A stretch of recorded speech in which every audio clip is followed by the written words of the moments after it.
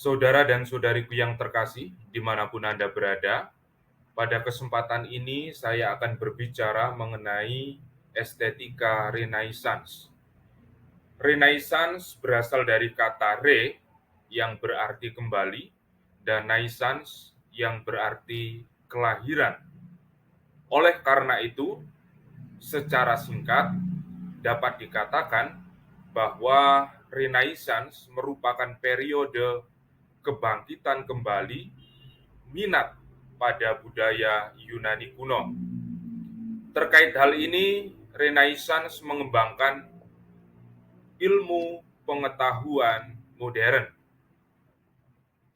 Perlu diketahui bahwa Renaissance mempropagandakan antroposentrisme dan menggeser cara berpikir periode abad pertengahan yang teosentris. Antroposentrisme Renaissance sejalan dengan gagasan Protagoras mengenai manusia sebagai ukuran bagi segala-galanya, atau disebut sebagai homo mensura. Terdapat 8 prinsip dalam estetika Renaissance. Pertama, seni lukis dan pahat mengandung sifat mental serta intelijensi, di mana seniman menyandang status sebagai sarjana, ilmuwan, dan orang santun. Lalu yang kedua, seni dan puisi menirukan alam, di mana ilmu empiris memberikan sejumlah petunjuk yang bermanfaat. Yang ketiga, seni plastis, misalnya sastra, mengejar tujuan moral, yaitu terkait dengan perbaikan status sosial. Keempat, keindahan merupakan properti objektif benda yang terdiri atas tatanan, harmoni, proporsi, dan kebenaran. Kelima, puisi dan seni visual nilainya merosot atau menurun. Lalu yang keenam, seni tunduk dan mengikuti aturan kesempurnaan yang secara rasional dapat dimengerti, diformulasikan, dan diajarkan. Lalu yang ketujuh, unsur perspektif menjadi penting dalam menciptakan karya seni. Kemudian yang kedelapan, seni pada periode Renaissance berhutang budi pada mitologi klasik dan filsafat mistik. Selanjutnya akan diuraikan pandangan sejumlah tokoh Renaissance mengenai estetika. Yang pertama ada Francesco Petrarca. Dia hidup pada periode 1304 sampai 1374. Petrarca menegaskan bahwa filsuf sejati sadar terhadap konteks. Karena filsafat bukan seni berkata abstrak dan hampa, melainkan seni hidup yang baik dan berkeutamaan. Oleh karena itu, pengetahuan skolastik yang bersifat murni pada dasarnya tidak berguna. Hal ini didasarkan pada sebuah keyakinan bahwa filsafat harus bersifat praktis, di mana filsafat ada untuk manusia, bukan manusia ada untuk filsafat. Tokoh selanjutnya bernama Leon Battista Alberti.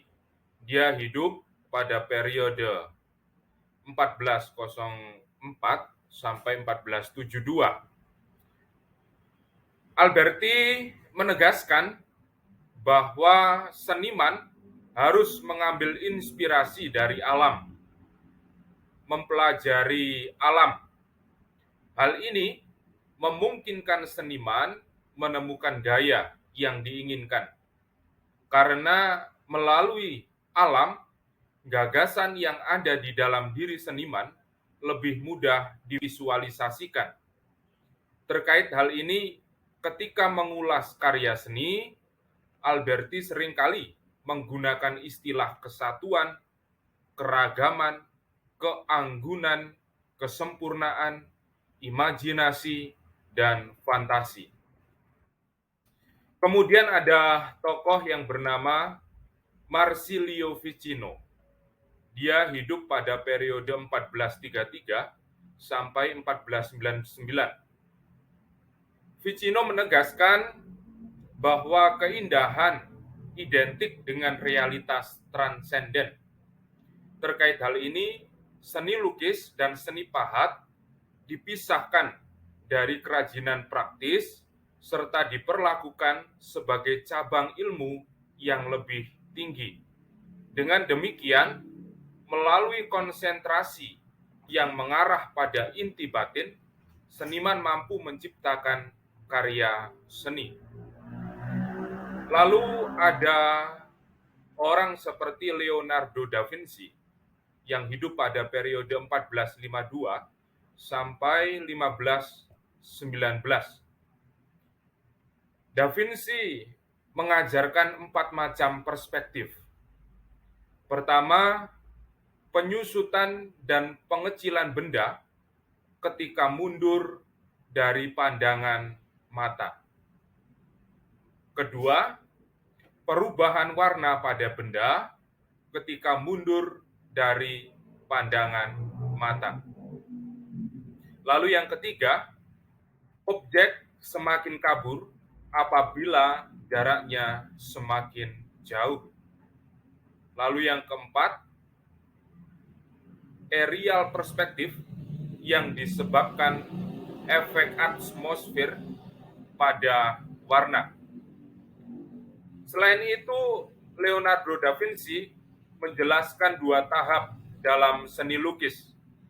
Pertama, observasi terhadap alam dan rinciannya secara ilmiah. Kedua, momentum inspirasi ilahi, memvisualkan hasil observasi secara cermat. Akhirnya, Leonardo da Vinci menegaskan 2 tujuan seni yang harus dicapai seniman. Pertama, usaha agar lukisannya dinamis dan ekspresif. Kedua, menampilkan keindahan yang membawa ketenangan. Lalu ada tokoh bernama Francesco Patrizi. Dia hidup pada periode 1529 sampai 1597. Patrizi menegaskan bahwa seniman merupakan pencipta, bukan peniru alam. Karena seniman senantiasa mengungkapkan imajinasi kreatif. Terkait hal ini, puisi merupakan transformasi dari alam. Oleh karena itu, satu-satunya kualitas esensial seni murni yaitu keajaiban, sesuatu yang mengagumkan. Dengan demikian, penyair merupakan pribadi yang menciptakan keajaiban di dalam puisinya.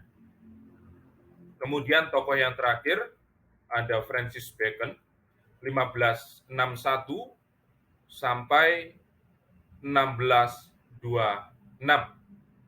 Bacon menegaskan bahwa fungsi seni yaitu mempresentasikan tiruan realitas.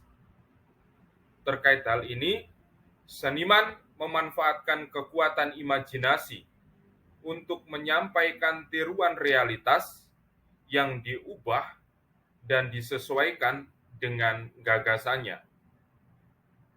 Tiruan realitas tersebut kemudian digarap sedemikian rupa dan menghasilkan realitas yang lebih menarik apabila dibandingkan dengan kehidupan aktual. Saudara-saudariku yang terkasih, demikian uraian saya terkait estetika Renaissance. Pada video selanjutnya, saya akan berbicara mengenai estetika romantik. Sekian dan terima kasih.